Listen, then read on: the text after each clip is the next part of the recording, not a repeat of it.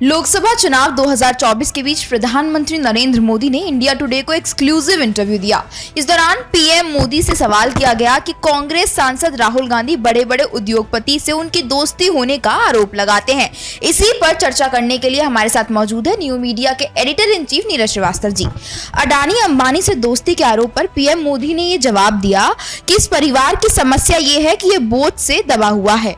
नेहरू जी को गालियां पड़ती थी, अब इस परिवार की प्रॉब्लम ये है कि जो गाली मेरे नाना को पड़ी वो मोदी को जरूर पड़नी चाहिए। ये जवाब पीएम मोदी ने दिया है।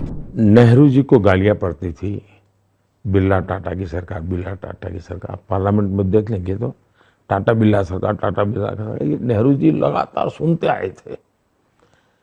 अब इस परिवार के प्रॉब्लम ये है कि जो गाली मेरे नाना को पड़ी वो मोदी को पढ़नी चाहिए। आपने देखा होगा ये इंटरव्यू अगर पूरा देखिए तो इसमें 4 पत्रकार बैठे हुए थे। अंजना ओम कश्यप, श्वेता सिंह, राहुल और सुधीर चौधरी ने ये इंटरव्यू लिया था। आपको लगता है कि मोदी जी को पहले से क्वेश्चन पता नहीं थे? क्वेश्चन उनको सारे पता थे, उनको आंसर भी लिख के दिया गया है कि आपको यही बोलना ही है। अब आप पहले ही क्वेश्चन का आंसर समझिए। जो मोदी जी बोल रहे हैं कि जवाहरलाल नेहरू जी को ये गाली पड़ती थी कि इनकी सरकार बिरला और टाटा की सरकार है। ये सेंटेंस मेरा नहीं, ये सेंटेंस मोदी जी का है। यही गाली मुझे वो देना चाह रहे हैं कि अडानी और अंबानी की इनकी सरकार। इस सेंटेंस को पूरा समझिए। वो कहना क्या चाह रहे हैं, उनके नाना को ये गाली मिलती थी इसलिए वो मुझे ये गाली देना चाहते हैं या दे रहे हैं। ये बोझो तले दे। पहले इस सेंटेंस का 2 मतलब है। अगर जवाहरलाल नेहरू जी को ये गाली पड़ती थी कि ये टाटा और बिरला की सरकार है तो इसमें 2 मत होने चाहिए। पहले आज अगर आप ये बोलते हैं कि मुझे जानबूझ के गाली दी जा रही, इसका मतलब विपक्ष उस समय का उनको गलत गाली देता था। अगर आज अपने आप को पाक साफ बोल रहे हैं आप, इसका मतलब विपक्ष उस समय जवाहरलाल नेहरू जी को गलत गाली देता था। अगर जवाहरलाल नेहरू जी को सही गाली थी, अगर जवाहरलाल नेहरू जी के बारे में सही बोला जाता था कि वो टाटा और बिरला की सरकार थी, तो आज आप भी अडानी और अंबानी की ही सरकार हैं। इसको खुद को एक्सेप्ट करना चाहिए। दोनों चीजें हैं। अगर आप उनको एक्सेप्ट कर रहे हैं तो आज आपको एक्सेप्ट करना चाहिए। आपके इस आंसर में ही आपकी गलतियां छुपी हुई हैं। आपके इस उत्तर में जो क्वेश्चन किया गया था 4 पत्रकारों के द्वारा, आपके इस उत्तर में ही पता चल रहा है कि आप गलत हैं। और आज तक विपक्ष में रह के खुद से कंपेयर कर दिया कि जवाहरलाल ने कंपेयर नहीं कर दिया। सबसे बड़ी चीज वो खुद से एक्सेप्ट कर लिया कि हाँ, हम अडानी और अंबानी की सरकार हैं। अगर आप नेहरू जी को मानते हैं कि वो टाटा और बिरला की सरकार थे तो आज आपको एक्सेप्ट करना पड़ेगा कि आज अडानी और अंबानी की सरकार हैं आप। ये तो खुद ही आपने एक्सेप्ट कर लिया, बिना किसी के कहे, बिना राहुल गांधी के कहे, बिना विपक्ष के कहे, आपने खुद से एक्सेप्ट कर लिया। ये एकदम से अडानी अंबानी के सवाल आना, वो भी आज तक की तरफ से, और रैलियों में मोदी जी का अडानी और अंबानी को लेके इस तरह से बोलना, ये हो क्या रहा है? ऐसा कुछ नहीं है। अडानी और अंबानी का जो सवाल है बहुत सोचे समझे तरीके से किया गया ताकि नेहरू जी को उस समय का दिखाया जाए। इसी में देखिएगा, इस इंटरव्यू में इन्होंने एक चीज और बोली है जी कि राहुल गांधी जी ये इस बात से डरे हुए हैं कि मैं तीसरी बार अगर जीत जाता हूं तो मैं जवाहरलाल नेहरू जी की बराबरी कर लूंगा या उनके नाना की मैं बराबरी कर लूंगा। इस वजह से वो डरे हुए हैं। उनको लगता है अगर मोदी तीसरी बार हो गया तो मेरे पिताजी की कोई इज्जत नहीं रहेगी, मेरी नानी की इज्जत, दादी की इज्जत नहीं रहेगी, ये तो नेहरू के बराबर हो जाएगा। ऐसा कुछ नहीं है। सबसे बड़ी बात, और अच्छा, इन्होंने ये भी बोला कि राहुल गांधी जी ये समझते हैं। भाई, अभी तक तो मोदी जी सिर्फ चांद पे ही पहुंच रहे थे क्योंकि कोई भी साइंटिस्ट कोई काम नहीं किया, कोई क्रिकेटर खेला नहीं। विश्व कप जो 2023 में खेला गया उसमें भी जो 10 या 11 मैच इंडिया जीती वो भी मोदी जी की वजह से जीती। कहीं भी जाइए वो सब कुछ मोदी जी की वजह से होता है और किसी की वजह नहीं होता। अब मोदी जी साइकोलॉजिस्ट भी हो गए हैं और मोदी जी माइंड रीडर भी हो गए। राहुल गांधी ने कहीं ये किसी भी भाषण में नहीं बोला कि मोदी जी तीसरी बार जीत जाएंगे तो जवाहरलाल नेहरू जी की बराबरी कर लेंगे। ये इनकी खुद की सोच है। जिस दिन ये 2024 में प्रधानमंत्री बने थे उस दिन के इनके दिमाग में ये बात है कि मुझे 3 बार बनना है ताकि मैं जवाहरलाल नेहरू जी की तरह देश का पहला प्रधानमंत्री हो जाऊं कि मैं 3 बार लगातार सत्ता में रहा। इस अपनी खुद की महत्वाकांक्षा को पूरा करने के लिए ये किसी भी हद तक जा सकते हैं।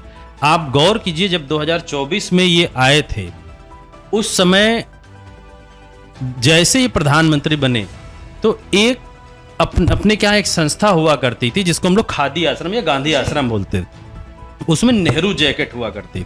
नेहरू जैकेट को इन्होंने हटा के मोदी जैकेट करवा दी। ये हर वो चीज आज मैं इस मंच से सिर्फ जो इनके अंधभक्त हैं या जो भक्त हैं उनको मैं बोलना चाहता हूं, ये आप लोगों का पूर्णतया इस्तेमाल कर रहे हैं, ये सिर्फ अपनी महत्वाकांक्षा पूरी करने के लिए।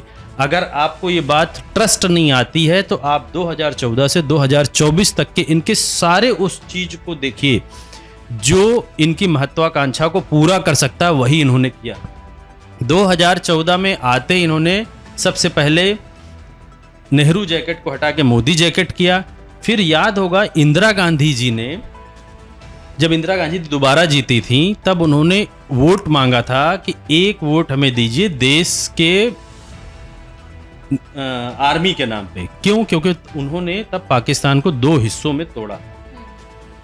मोदी जी ने 2019 में क्या वोट मांगा कि मुझे 1 वोट दीजिए पुलवामा आपके घर में आके अटैक हुआ था। आपको तो खुद सोचना चाहिए कि आपका क्यों कोई आपके पास कोई कैसे अंदर आ सकता है। ये हमारी कमी थी, ना कि उस पे वोट मांगना चाहिए।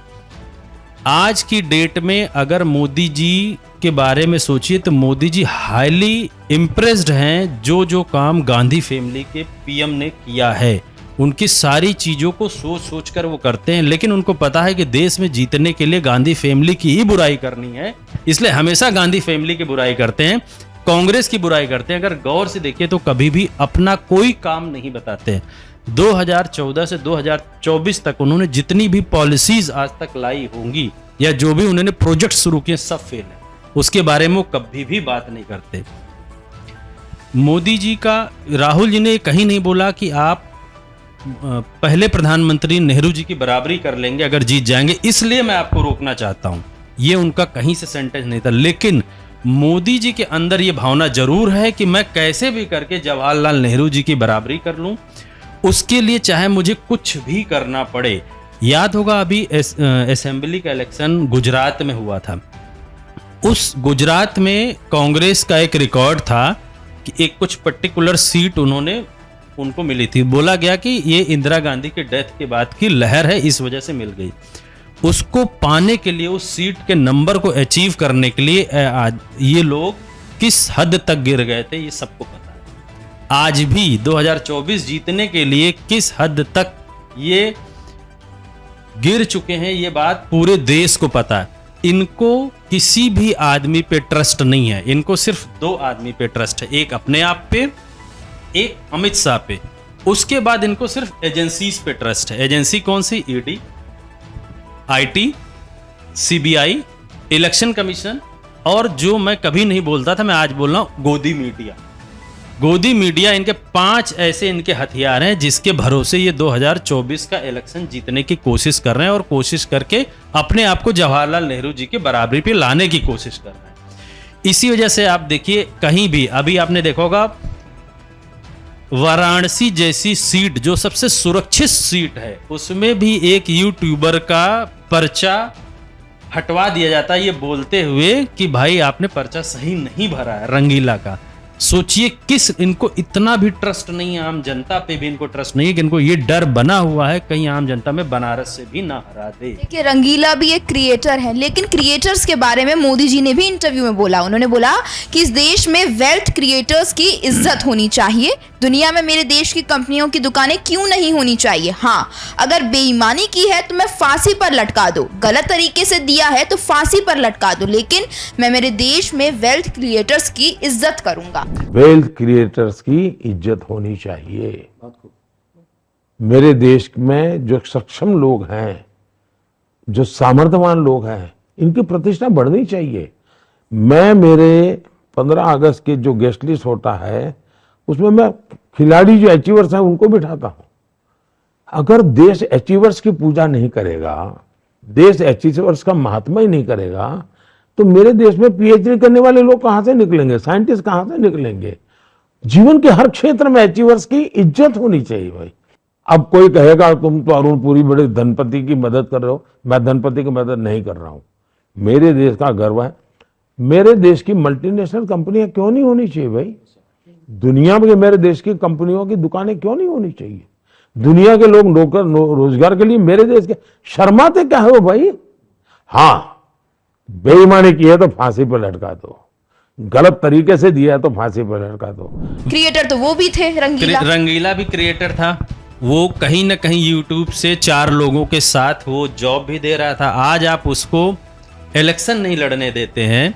आज उसके साथ के जितने लोग होंगे वो कितने बेचारे दुखी होंगे कि हमारा यूट्यूबर इलेक्शन नहीं लड़ सकता मोदी जी के खिलाफ। हो सकता था आपके खिलाफ वो लड़ता और उसके सब्सक्राइबर्स बढ़ जाते तो उसके चैनल के लोगों की सैलरी बढ़ जाती, लेकिन आपको तो पचता नहीं। वो आपको क्या पच रहा है कि अडानी और अंबानी की जितनी टीम है वो आगे बढ़े। अब आती है इनके वेल्थ क्रिएटर की बात।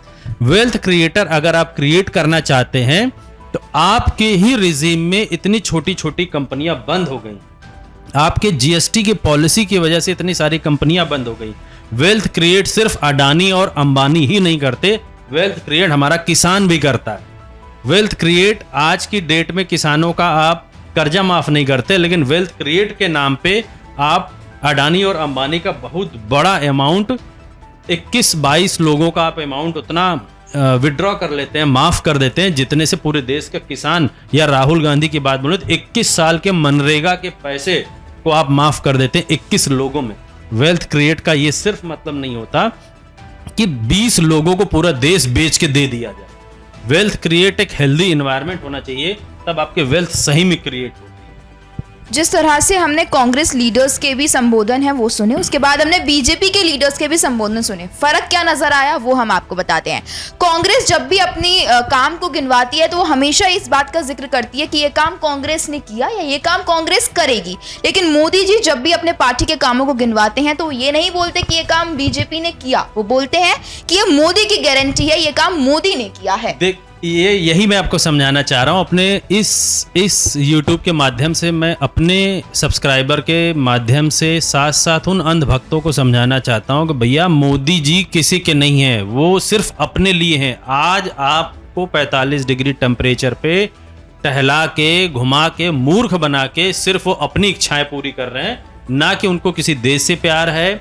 आप खुद सोचिए, अगर आज की डेट में वो बोलते कि हमें अपने ही बीजेपी में हेल्दी इन्वायरमेंट और अच्छे लोग रखने हैं, तो आप गौर करिए जो उनके इक्विवेलेंट बनने की तैयारी करते गए उन सारे सीएम को उन्होंने रास्ते से हटा दिया। चाहे वो मध्य प्रदेश का सीएम हो, चाहे वो छत्तीसगढ़ का सीएम हो, चाहे वो राजस्थान के मुख्यमंत्री रही हो, इवन दो आप महाराष्ट्र के सीएम को भी हटा देते हैं, आपके जितने लोग घटक दल हैं उनको भी हटा देते हैं।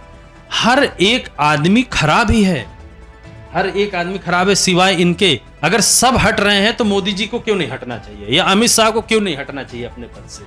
जेपी नड्डा हो, चाहे आप नितिन गडकरी जैसे आदमी को आपने साइडलाइन कर दिया। ये कहाँ के हेल्दी इको एनवायरनमेंट कहाँ बोला जाता है? ये तो है नहीं। आपकी एक तरीके से डेमोक्रेसी नहीं है आज की डेट में बीजेपी में। ये अपनी इच्छाओं को पूरा करने के लिए किसी भी हद तक आपको भ्रमित कर सकते हैं, किसी भी हद तक आपके दिमाग से खेल सकते हैं। इनका कोई उद्देश्य नहीं, इनका सिर्फ एक उद्देश्य है, मात्र एक उद्देश्य, कैसे करके ये गांधी फैमिली के जितने पीएम ने जो जो काम किया है उस काम को अपने नाम ट्रांसफर करके हो जाए। इनका एक उद्देश्य है। दूसरा, हो सकता है कि अगर खुदा न खास्ता 2024 में जीत जाते हैं और पूर्ण बहुमत से जीतते हैं तो वो दिन दूर भी नहीं होगा कि आपके पैसों पे, मतलब नोटों पे अपनी भी फोटो न छपवा देंगे। ये कोई भरोसा नहीं, ये भी हो सकता है। एक खबर अभी ये भी आई थी कि बीजेपी के एक लीडर हैं, मैं नाम नहीं लूंगी, वहाँ पे जो भीड़ थी वो लोग बात कर रहे थे कि हमें पैसे देकर रैली में बुलाया गया है, और जर्नलिस्ट ने जस्ट सवाल पूछ लिया तो उसके साथ मारपीट हो गई। क्या ये सही है? बिल्कुल सही है। देखिए 2024 के इलेक्शन में मोदी जी को छोड़ दीजिए, थोड़ा मोदी जी का भाई नाम है ही और फिर पीएम है तो पूरी मशीनरी उनके साथ, लेकिन मोदी जी के कोई भी रिप्रेजेंटेटिव, चाहे वो अमित शाह हो, ये जो बात है अमित शाह की रैली की बात है, अमित शाह हो, चाहे जेपी नड्डा हो, चाहे स्मृति ईरानी हो, इन पे भीड़ कोई नहीं आती जब तक आप पैसा नहीं देंगे। जब तक आप पैसा नहीं देंगे इनके पास कोई भीड़ नहीं आती। आज की डेट में आप विपक्ष के किसी भी नेता को देख लीजिए, राहुल गांधी हो, उनके पास भीड़, उनको खुद देखने के लिए लोग आते हैं। तेजस्वी यादव हो, उनके पास भीड़ उनके खुद देखने के लिए आती है। जमीनी स्तर से लोग जमीनी स्तर से लोग क्यों? क्योंकि इनके पास इतना पैसा नहीं है कि रैली बुलाने के लिए पैसा दें। इनके पास आज की डेट में इतना पैसा नहीं है कि हर जगह टेलीप्रॉम्प्टर लगा के बोले। ये सारे लोग एक स्लिप पे लिख के आते हैं और बोलते हैं। आज आप अमेठी की रैली को देखिए, प्रियंका गांधी जिस रैली को रिप्रेजेंट करती हैं वो रैली आपको देखिए उसमें कितना खर्च है, और जो स्मृति ईरानी करती हैं उस रैली का एक दिन का खर्च आप नोट कर लीजिए, आपको जमीन आसमान का अंतर। नुक्कड़ सभाएं भी कर रही हैं। नुक्कड़ सभाओं की ही मैं बात कर रहा हूँ। रैली तो बहुत बड़ी चीज है, नुक्कड़ सभाओं में जो उनका लेविश अंदाज है स्मृति ईरानी का, वो आज की डेट में प्रियंका गांधी के पास नहीं है। तो आप सोचिए, ये यही नहीं, मोदी जी की एक रैली हुई थी मध्य प्रदेश में। मध्य प्रदेश में भाषण दे रहे थे, मुरैना में शायद, वहाँ उन्हीं का वीडियो है, उन्हीं के चैनल से मैंने देखा उस वीडियो के माध्यम से। जितने लोग बैठे थे आगे, वो बैठ के एक तरीके से 90% सो रहे थे। सोने, इसका मतलब सीधे सीधे होता है कि अगर आप इस रैली में आए, उठ के तभी नहीं जा सकते जब तक आप पैसा लिए। अगर पैसा नहीं लिए तो कोई रोक नहीं सकता। मेरी मर्जी में आऊं, मेरी मर्जी है मैं चला जाऊं। ये प्रूफ करता है कि इनकी जितनी रैली आज की डेट में हो रही है, हर रैली में लोग पैसा दे के बुलाते हैं, चाहे वो मोदी जी की ही रैली क्यों ना हो। और अमित शाह और इनके रिप्रेजेंटेटिव में तो सारा कोई बात ही नहीं करना चाहता, कोई सुनना ही नहीं चाहता है। अडानी अंबानी के सवाल पे पीएम मोदी ने जो जवाब दिया, उससे आप लोग कितना सहमत हैं? अपनी राय हमें कमेंट करके जरूर बताएं और हमारे साथ जुड़े रहें। धन्यवाद।